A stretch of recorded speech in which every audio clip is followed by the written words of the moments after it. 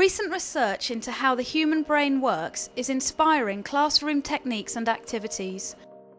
Accelerated learning and multiple intelligences draw broadly on our growing knowledge of the brain.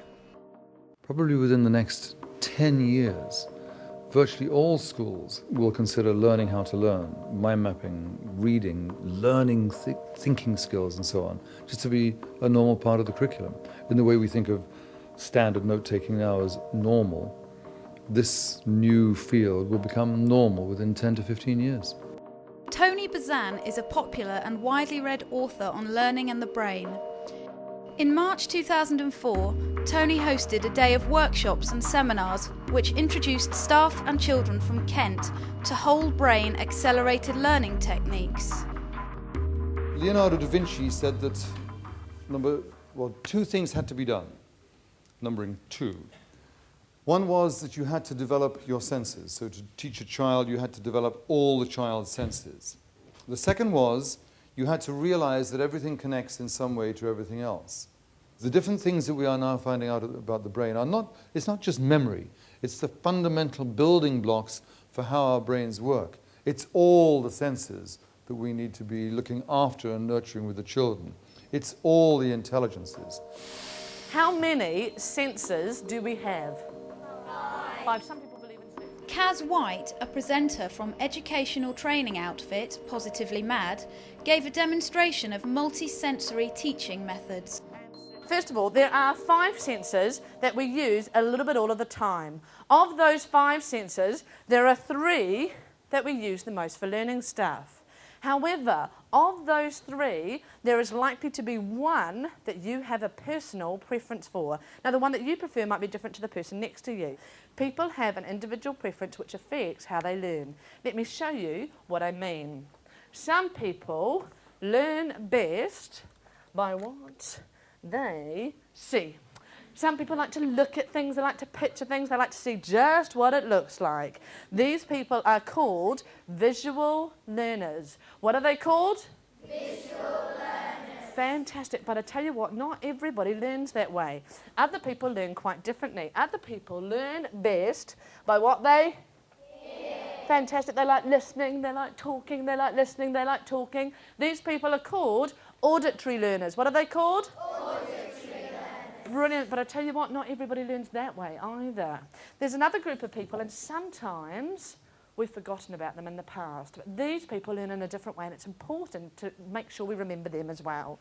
These people learn best by what they by what they do, by what they touch, by what they feel. These people like a little bit of action. When they get a little bit of action, they get a little bit of activity, learning is much, much easier. And they've got a cool name. They're called kinesthetic learners. What are they called? Kinesthetic learners. Fantastic. We know that the brain has multiple ways of processing information, and that as human beings, unless we suffer brain damage, we all have the capacity to process information in different ways.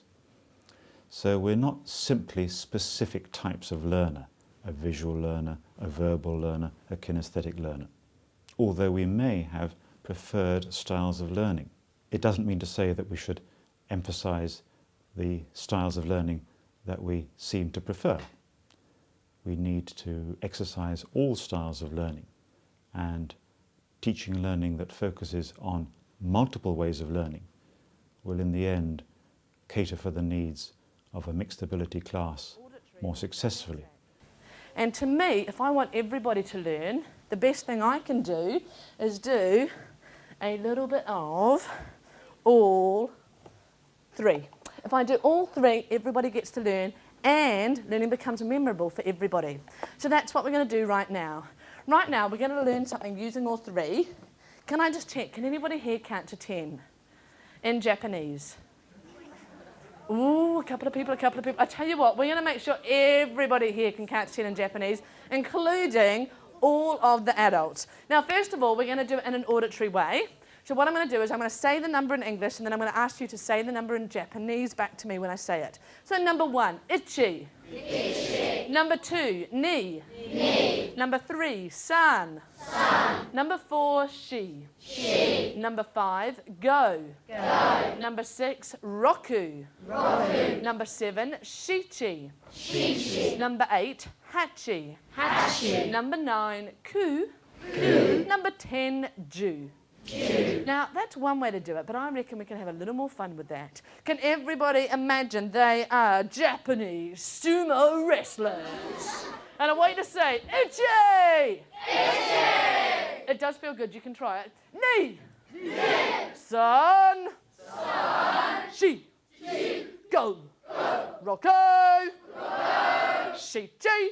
Shichi! Hachi! Hachi! Ku! Ku! Ju! Ju! Very good. This time, imagine you're a posh lady going to a show. Boys in your high voices, men as well, thanks. Here we go. Itchy. Itchy. Knee. Knee. Son. Son. She. She. Go. Go. Roku. Roku. Shitty. Shitty. Hatchy. Hatchy. Coo. Coo. Jew. Jew. Gorgeous, darling. Gorgeous, darling. Now, all those people who are more auditory, you guys are starting to feel quite happy because you heard me say the words, you heard everybody else say the words, and even better, you said the words yourselves. One of the main problems for education around the world is the teachers are leaving it in droves. Now, why? Because they're tired, they're stressed, they're bored on many levels. And one of the reasons why is that they're using teaching techniques which are not congruent with the way the brain works. So the children get bored, the teacher gets bored, then the teacher leaves and the children leave, and then we say something's wrong. Education cannot be like that. Everybody knows that the baby learns, that everybody who takes up a new hobby is passionate and excited. It's what learning is all about, is passion and excitement. The visual people, you're like, Kaz, you said we were going to do something visual. I need something to look at. I need something to look at, I need something to visualise, and then I can get this much more easily. So for the visual people, on the next flip chart are the numbers 1 to 10. Next to the numbers are the words in Japanese. When I turn the page, I want you to repeat them after me. Here we go. Number 1. Multisensory pedagogies are supported by research which reveals that seeing and hearing together works better than just seeing something and then just hearing it. Professor John Geek studies images of the active brain. Well, the interesting thing about the brain is that it's wired for multisensory processing. A lot of the work being done in Oxford about multimodal processing has found that there are projections from the different sensory parts of the brain to each other. So the auditory cortex here talks to the visual cortex, and the visual cortex talks to the motor cortex, and so on. Right now, you need a little bit of activity, because if you do a little bit of activity, it's going to make this so much easier. So can everybody take their hand in the air, please? Everybody, and here we go. What I'd like you to do for number 1 and 2, I want you to say, scratch your itchy knee. Everybody, scratch your itchy knee. One more time. Scratch your itchy knee. Fantastic. Now I want you to imagine it was actually happening earlier. The sun is coming through the window, so point to a window and say, san. San. And then politely point to a woman and say, she. She. Let's put 3 and 4 together. We have san, she. One more time. San, she. Nicely done. Hand in the air from the top. Scratch your itchy knee. San, she. Now number 5 is go. It's not quite time to go, but I want you to make a small, subtle movement towards the door as if to go. Everybody? Go. Stay there. Imagine you're a 1970s rock guitarist. And I want you to rock. Everybody? Rock! Fantastic. Let's do 5 and 6 together. We're going to go, rock! Brilliant. Let's go back to the top. Number 1. Hand in the air. These new pieces of information, these new knowledges that are pouring off the brain presses are actually saying the child learns more when it's having fun and when the teacher's having fun. The child learns more when imagination and association are involved. the child learns more when its multiple senses and multiple intelligences are involved. So now we've got the Roku and there's Shichi. I want you to imagine you've got a very twitchy nose. Twitchy nose, and it's going to make you do a double sneeze on both sides of your hand. You're going to go Shichi. Everybody? Shichi. Ooh, your hand is covered in slimy stuff. Wipe it, not on your friend, on your own. Hachi. Everybody? Hachi. So 7 and 8 together we have Shichi, Hachi. One more time. Shichi, Hachi. Back to number 5. We're going to go, Roku, Shichi, Hachi. From the top, hand in the air. Scratch your itchy knee. San, shi. Go, Roku, Shichi, Hachi. Now, number 9 and 10. Number 9, I want you to imagine there's a beautiful flock of doves flying about the room. I want you to call one down by going, coo. Everybody? Coo. Now, grab one, because they're made of toffee. Take a bite. Instead of saying chew, I want you to go Jew for number 10. Everybody? Jew. So 9 and 10 together. We have coo, Jew. One more time.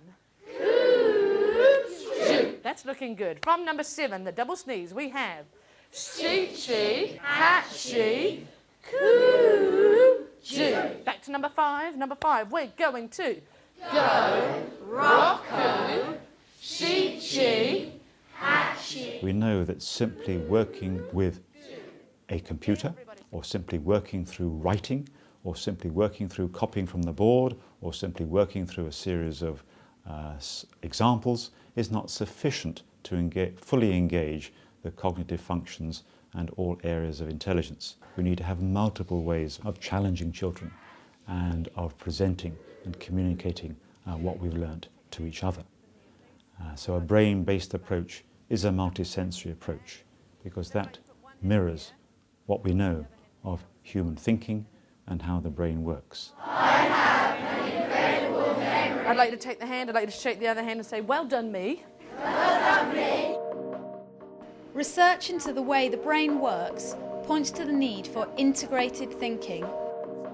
The model, which separates right brain and left brain functions, has been superseded by evidence that interconnectivity is the key to better learning. The secret behind everything we're doing this morning is the entire morning we are going to use both sides of our brain. Because when you use both sides of the brain, learning is much faster and much easier. We're going to do group information using colour. We're going to use keywords and pictures, and we're going to put it all together. And we're going to put it all together in a special way, and that's called a mind map. Has anybody here heard of a mind map? Mind mapping is a graphic technique which is claimed to offer learners an overview of a large subject in an efficient, enjoyable and memorable way. Now this is a mind map of Marco Polo. Has anybody here heard of a country called China? Fantastic. Anybody heard of Marco Polo? Nice one. A few people know a few things. I'll tell you what, we're going to find out all about him. Now, first of all, Marco Polo, his last name has been drawn like a packet of... Do you think they had polos 700 years ago? No, but they probably wish they did. But it helps us remember his name because it's a little bit strange. Now, Marco Polo travelled to China when he was 17 years old. Marco Polo travelled to China when he was 17 years old. That journey took him 3.5 years just to get there. A long time to travel. 3.5 years just to get there. It was a total distance of 5,600 miles. How many miles was it? 5,600. Excellent, thank you. Now, he went with his father and his uncle. This is his father and this is his uncle. And they had to cross the Gobi Desert. Now, when I first heard that, I hadn't actually heard of it before. And I thought, how can I remember that? This is what I did. I want you to imagine you have a bee in front of you. Bzzz, and then you want to point to the bee, point to a door, and I want everybody to go bee, everybody, go bee. Why does a mind map have an image in the center and not a word? Yeah, because an image is imagination, so it's part of memory, and a picture is worth 1,000 words.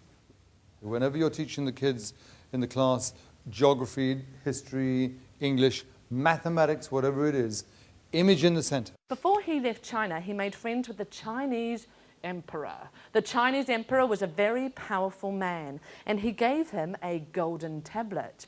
The Chinese emperor gave Marco the golden tablet because the golden tablet worked like a passport. If somebody went to stop him, he would show them the golden tablet. They would see the golden tablet and go, oh, you're friends with the emperor, I'm not going to mess with you then. When he got back, he wrote a book about how amazing China was, but no one believed him. They only believed him last century. When did they believe him? Last century. Brilliant. When he got back to Italy, he lived in Venice. Venice is where the houses are built on stilts and they're all kind of sinking into the sea. All of this happened. So mind mapping is based on two main things, imagination and association, which are the principles on which all the brain's major functions work. So in a mind map, you have, as you have in the map of a city, the center and the main roads running out. In a mind map, you have the central image and the main rivers, roads of thought emanating from that. And from those, the second level roads, from those, the third level roads, and so on. So you actually end up with a map of the interrelationship of your thoughts to themselves. It's like an internet in your mind. And it's the way the brain thinks anyway, so it's nothing new to it. It's actually coming home. Can we give them a big round of applause, please? Thank you very much. Right. Brilliant. Now, what I'd like everybody to do is just turn to the person next to you in twos and threes to stay where you're seated. Tell each other everything you know about Marco Polo, please. He travelled to China, it took 3 years, 3.5 years. And he travelled there at 17. 600 people died. Yeah, they only disbelieved him since last century. Yeah, what was the 5,600 then? You're right. 3, 2, 1, Absolutely brilliant. Now, what I'd like to do is I'd like to ask everybody some questions. So, first of all, everybody, can you tell me, how old was Marco Polo when he went to China? 17. Excellent. How many years did it take him to get there? 3.5. Nice one. How many miles was the journey? Teaching the skills of mind mapping gives a tool for making thinking visual, making it explicit and sharing it. So it's an important tool for thinking. It doesn't replace the thinking, although it can be a framework and a strategy for generating ideas, connecting ideas and seeing relationships. If I had given you the same information like this, it wouldn't be 1 page, it would be at least 2 pages. Do you think you would have remembered as much as easily? However, the truth is, sometimes at school you need to get information like that. Sometimes in life we need to get information like that. However, if you want to take information like this and make it much more memorable, make yourself your own mind maps. I actually foresee a time when the teaching profession will be swamped with people. Because who wouldn't love a job where you were having fun every day, where everybody was learning fantastically, where most children were getting A's just like that, because memory and creativity were natural to them. Amongst those attending the Learn to Learn conference were staff and pupils from Charing School. Head teacher Rosemary Ollie was looking for ways to improve teaching and learning at her school. The children really enjoyed it because it was incredibly interactive. They got a lot of fun out of their learning. And they liked the energy that they saw, and so they came back buzzing with it. But the other thing it did was energise the staff, and one of my staff in particular, the Year 6 teacher, came back and said, I can use that, I can make that work. And that's how we started on the road that we're on now. Okay, last week we went on a site visit over the road. The Year 6 teacher, inspired by many of the teaching tools demonstrated at the conference, was Anne Plummeridge. Today, Anne is using mind maps to help the children gather and organise information following a visit to a local building site. In a future lesson, the class will be asked to form their own opinions about the environmental impact of the development. The lesson was based on a geography lesson that we've been doing about looking at the environment and a traffic issue in the local area. So we decided that we would use the new building development that was taking place over the road from school, using that as our geography for this term. So, okay, I'm going to ask you in a minute, I want you to mind map exactly what you have now discovered about the school road development. I use mind mapping a huge amount. It's a really versatile means of recording things. For this kind of lesson, it's more information gathering. So it's bringing together all the children's ideas, but it gives them a very visual way of being able to record it themselves. And then we bring together all their ideas on a class mind map. And then that can be used as a record of the class's work, and it can be put up with the displays that are already up.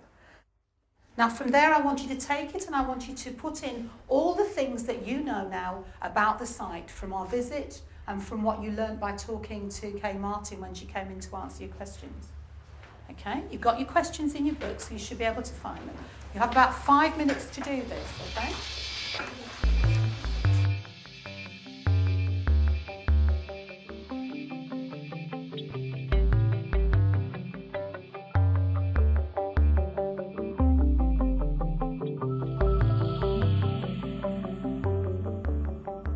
A lot of the children find this a much easier way of recording than a lot of other ways. Some children have a great difficulty with writing, especially the special needs children. And to them it's a chore and it's one that they dislike. And if you can find other ways to help them record things, then they'll learn a lot more and a lot quicker. I'm very impressed with the mind maps you've been doing. They're really very good at the moment. So what we're going to do now is you're going to tell me the information that you've got on your mind maps, and we're going to put them onto the class mind map at the front, and then that can be used when it's completed to put along with the display that we've already got to do with the geography work that we've been doing. Okay, so who's going to start me off? Ashley. Fit in with the surroundings.